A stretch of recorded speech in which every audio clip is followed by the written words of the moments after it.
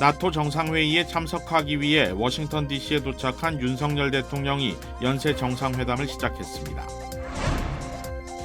바이든 대통령이 거듭 재선 완주 의지를 드러냈음에도 민주당과 지지자들 사이에서 후보 교체 여론은 수그러들지 않고 있습니다. 의회 증언에 나선 제롬 파월 연준 의장이 고용과 물가 사이의 균형점을 찾는 것이 고민이라고 말해 금리 인하 시점을 저울질하고 있음을 시사했습니다. 숙박 공유 플랫폼 에어비앤비가 몰래카메라로 인한 숙박객의 피해에도 대책 마련보다는 공론화를 막는 데 급급해왔던 것으로 확인됐습니다. 미셸린 3스타 레스토랑 출신의 유명 셰프가 LA 한인타운 레스토랑과 협업해 특별 행사를 개최했습니다. 시청자 여러분 안녕하십니까? KBS 아메리카 뉴스입니다. 나토 정상회의 참석을 위해 워싱턴을 방문한 윤석열 대통령이 연쇄 정상회담을 시작했습니다. 이현준 기자가 보도합니다. 미국 하와이 일정을 마무리하고 나토 정상회의 참석을 위해 워싱턴 DC에 도착한 윤석열 대통령. 윤 대통령은 나토 정상회의에 앞서 독일을 시작으로 10여 개국 연쇄 양자회담에 돌입했습니다. 윤 대통령은 올라프 숄츠 독일 총리를 만나 양국 관계 발전 방안과 글로벌 현안 등을 논의했습니다. 특히 북한과 러시아가 군사 경제 협력을 강화하기로 한 데 대해 엄중한 우려를 표하고 안보리 결의를 위반한 북러 군사 협력에 대해 국제사회와 연대해 단호히 대처하기로 했습니다. 양국 정상은 독일의 유엔사 가입에 대해서도 논의했고 윤 대통령은 환영한다는 의사를 밝혔습니다.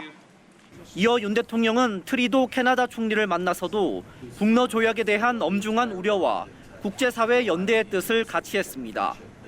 윤 대통령은 딕스호프 네덜란드 총리와도 양자회담을 가졌고 일본과 체코, 스웨덴 등의 정상들과 연이어 양자회담을 개최할 예정입니다.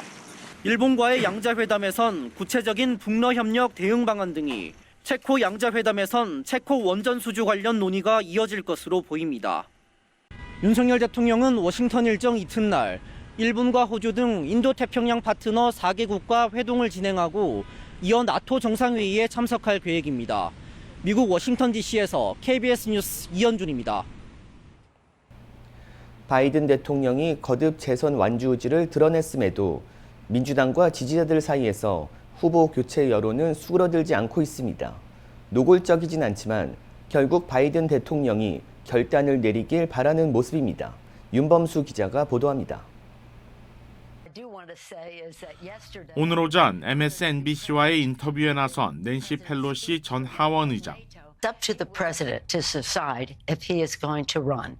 We're all encouraging him to make that decision because time is running short. He's beloved, he is respected, and people want him to make that decision. 산불 대응 기자회견에 나선 게빈 뉴섬 캘리포니아 주지사도 기자들의 질문에 답하는 과정에서 펠로시의 발언을 이어받았습니다. I understood her to say is unsurprising in that respect. I mean, it is obviously a decision of the President of the United States. 펠로시 전 의장과 뉴섬 주지사 모두 바이든 대통령의 사퇴를 직접 언급하진 않았지만 해석하기에 따라 결국 조속한 결단이 필요하다는 것을 강조한 것으로 볼 수 있습니다. 민주당 내 상하원 의원들의 발언은 좀 더 노골적입니다. 마이클 베넷 상원의원은 현재대로라면 트럼프가 대선에서 승리할 것이라며 대선 필패론을 꺼냈고 하원 중진 애덤 시프 의원은 바이든 대통령은 물론 트럼프 전 대통령까지 싸잡아 인지력 검사가 필요하다고 발언했습니다. He will make the right decision. He will make the decision in the best interest of the country. That's what he has always done, and I'm confident that's what he will do here. 대통령의 사퇴를 촉구하는 목소리는 비단 당내에서만 일고 있지 않습니다. 바이든 대통령의 오랜 지지 후원자로 잘 알려진 배우 조지 클루니는 오늘 뉴욕타임스에 조 바이든을 사랑하지만 새로운 후보가 필요하다는 제목의 게스트 사설을 올리기도 했습니다. 만약 바이든 대통령이 후보를 사퇴한다면 대체 후보는 카말라 해리스 부통령으로 모아지고 있습니다. 강력한 대권 경쟁자로 꼽혀왔던 뉴섬 주지사는 오늘 기자회견에서 바이든 대통령이 출마하지 않을 경우 해리스 부통령이 자연스러운 후계자라며 경쟁할 의사가 없다는 이전 발언을 재확인했습니다. 바이든 대통령이 거듭 완주 의지를 드러냈음에도 후보 교체로는 다음 달 전당대회까지는 계속 이어질 것으로 보입니다. 전당대회에서 대통령의 깜짝 발언이 나올 가능성은 높지 않지만 민주당 내 분위기는 상황에 따라 만약을 대비하는 모습입니다. KBS 뉴스 윤범수입니다. 제롬 파월 연준 의장이 전날 상원에 이어 하원에 출석해 증언했습니다. 최대 고민은 고용과 물가 사이에 균형점을 찾는 것이라고 말했습니다. 박일중 기자가 보도합니다. 파월 미 연방준비제도 의장은 바이든 정부의 확장적인 재정정책이 금리정책을 어렵게 하지 않느냐는 질문에 재정정책은 정해진 조건일 뿐이라며 영향에 대한 즉답은 피했습니다. 그러면서도 시장에서 예측하는 9월 금리 인하 전망이 정치적 고려와는 상관없다고 잘라 말했습니다. It comes down to we make our decisions based on economic data, the evolving outlook, the balance of risks, and we don't take into consideration any other factors, including political factors. 금리 인하 시점을 구체적으로 언급하지는 않았지만 물가, 특히 개인 소비 지출 물가지수 상승률이 반드시 2% 아래로 내려갈 필요는 없다고 밝혔습니다. 꾸준히 목표치인 2%로 향해 간다는 확신이 있으면 된다는 겁니다. 특히 최근 가장 큰 고민은 물가와 고용 사이의 균형이 어디인지를 찾는 거라며 금리 인하 시점을 저울질하고 있음을 내비쳤습니다. The number one thing that just does keep me awake at night is the balance that I talked about before, which is we're at the critical time of inflation's coming down, the labor market is cooling, and we want to get it right for the benefit of the American people. 다만 금리를 0.5%포인트 이상씩 내리거나 과거의 초저금리 시대로 돌아갈 가능성은 없다고 말했습니다. 파월 의장의 완화적인 발언이 이어지면서 S&P 500 지수가 사상 처음으로 5,600선을 돌파하는 등 뉴욕 주식시장 주요 지수가 일제히 상승했습니다. 이곳 시간으로 11일 아침 6월 소비자 물가 지수가 발표됩니다. 4월과 5월에 이어 다시 한번 상승률이 둔화된 것으로 확인되면 시장의 조기 금리 인하 기대는 더 커질 것으로 보입니다. 뉴욕에서 KBS 뉴스 박일중입니다. 엘라베마, 텍사스 등 지역에서 AI 기술을 활용한 무인 총알 판매기가 등장해 논란이 일고 있습니다. KBTV 기련민 기자입니다. 탄약 유통회사인 아메리칸 라운드가 엘라베마, 오클라호마, 텍사스 지역 식료품 매장에서 탄약 무인 자판기를 설치하고 24시간 탄약 판매에 돌입했습니다. 현재 식료품 체인점 프레시밸류에서 음료수와 잡지 등 다른 자판기와 나란히 탄약 자판기가 배치되면서 이제 소비자들은 우유를 사러 식료품 매장에 가서 총알도 함께 구매할 수 있게 됐습니다. 아메리칸 라운드는 자판기에는 AI 기능이 탑재돼 있어 구매자의 얼굴을 360도로 인식한 뒤 나이와 신분증을 비교해 총알을 판매한다고 밝혔습니다. 탄약 자판기는 무인 자동 판매 시스템으로 21세 이상이라면 누구나 24시간 탄약을 구매할 수 있습니다. 현재 엘라베마에 한 대, 오클라호마에 4대, 텍사스에 한 대가 설치된 상태이며 수주내로 텍사스에 한 대, 콜로라도에 한 대가 추가로 설치될 계획입니다. 텍사스에 본사를 두고 있는 아메리칸 라운드 그랜트 매거는 신분도 제대로 확인하지 않고 탄약을 판매하는 업체 및 온라인 사이트가 많은데 이에 비해 무인 자판기는 매우 안전하다고 주장했습니다. 이어 구매자들은 이제 총기 매장 운영 시 제약과 줄을 서야 하는 불편으로부터 자유롭게 됐다고 평가했습니다. 하지만 해킹 등 보안 문제를 지적하는 목소리도 나오고 있습니다. 사이버 보안 기업 포르몬 측은 자판기 소프트웨어는 언제나 해킹의 위험이 있다며 사이버 범죄 등 불법적인 매매로 이어질 수 있다고 지적했습니다. 한편 총기 안전 운동단체 Everytown for Gun Safety가 공개한 보고서에 따르면 총기 자판기가 설치된 엘라베마 지역은 미 전역 총기 폭력 순위 4위, 오클라호마는 13위, 콜로라도는 19위, 텍사스는 26위를 기록하고 있으며 무인 탄약 자판기 설치로 인해 더 큰 총기 폭력으로 이어질 수 있다고 경고했습니다. KBTV 뉴스 길련민입니다. 뉴욕시 타임스퀘어 인근 지하철역에서 밤새 2건의 칼부림 사건이 발생해 경찰이 수사에 나섰습니다. KBTV 전상희 기자입니다. 첫 번째 사건은 어제 오후 11시 30분 타임스퀘어 지하철역에서 발생했으며 31세 남성이 흉기에 찔렸습니다. 피해자는 심각한 상태는 아닌 것으로 전해졌습니다. 용의자들은 A, C 남쪽 방향 노선을 타고 도주했다고 경찰은 밝혔습니다. 경찰은 용의자 추적에 나섰으며 지하철역 주변에서 남은 증거를 찾기 위해 수색을 벌이고 있습니다. 또 브라이언 파크 42번가 역에서는 24세 남성의 팔이 베었습니다. 피해자와 용의자는 폭력 사태가 발생하기 전 말다툼을 벌였던 것으로 알려졌으며 용의자는 경찰에 구속됐습니다. 뉴욕에서는 코로나19 사태 이후 묻지마 범죄가 증가했습니다. 뉴욕주는 주 방위군을 파견해 지하철역에서 승객들의 가방을 수색하고 기관실에 카메라를 설치하는 등의 노력을 기울이고 있습니다. 뉴욕주는 주 방위군 750명을 투입해 의심스런 승객들을 대상으로 총기와 흉기 소지 여부를 조사하기도 했습니다. 한편 MTA는 시스템 전반에 걸쳐 새로운 범죄 통계를 발표하면서 올바른 방향으로 가고 있다고 밝혔지만 이번 사건은 대중교통 이용객들의 우려를 가중시키고 있습니다. 뉴욕 경찰 통계에 따르면 지하철 범죄는 지난 몇 년 동안 꾸준히 감소하고 있습니다.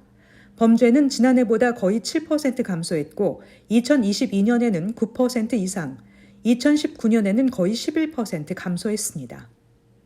KBTV 뉴스 전상입니다. 독일 자동차 업체 BMW가 미국에서 에어백 결함으로 차량 약 40만 대를 리콜하기로 했습니다.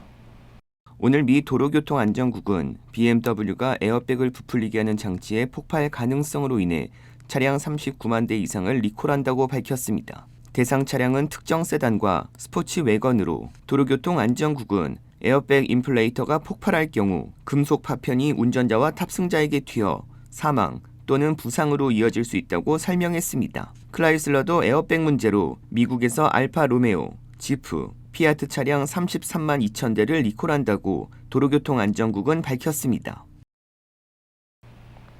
숙박 공유 플랫폼 에어비앤비가 몰래 카메라로 인한 숙박객의 피해에도 대책 마련보다는 비밀리에 합의, 발설 금지 계약 등으로 고객 불만을 해결해온 것으로 드러났습니다.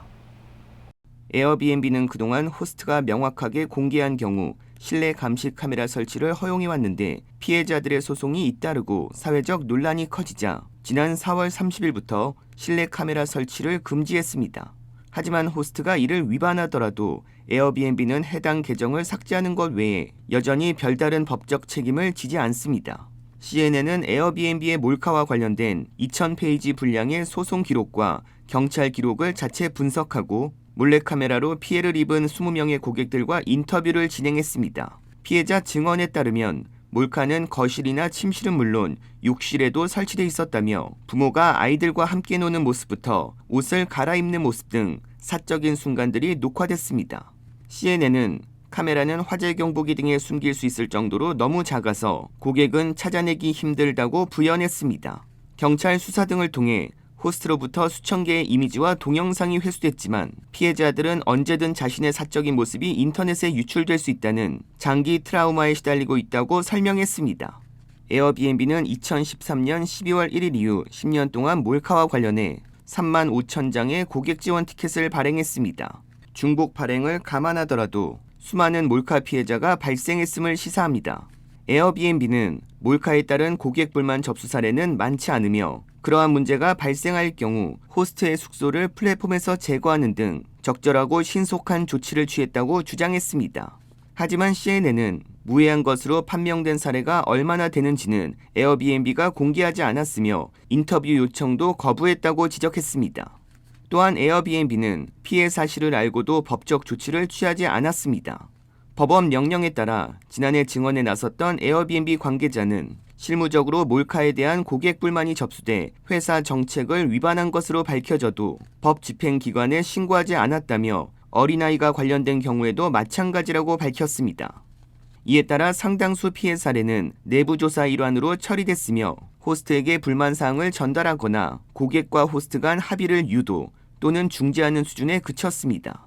전문가들은 에어비앤비의 이러한 조치가 범죄 용의자들에게 증거를 인멸할 시간을 주기 때문에 형사수사를 방해할 수 있다고 지적했습니다.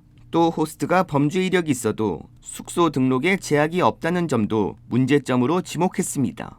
CNN은 자체 조사 결과 호스트가 살인, 테러, 강간, 아동 성추행 등의 혐의로 유죄 판결을 받았다는 사실을 에어비앤비가 발견하더라도 회사 정책에 따라 자동으로 실격 처리되는 것은 아니었다며 플랫폼 이용자들은 에어비앤비의 호스트 배경 조사를 전적으로 믿어선 안 된다고 조언했습니다. CNN은 숙박 공유업체 에어비앤비가 몰카로부터 고객들을 보호하지 못하는 이유에 대해 규제와 처벌이 관대하기 때문이라고 지적하며 몰카는 미국에서 일반적으로 경범죄로 처벌된다고 설명했습니다.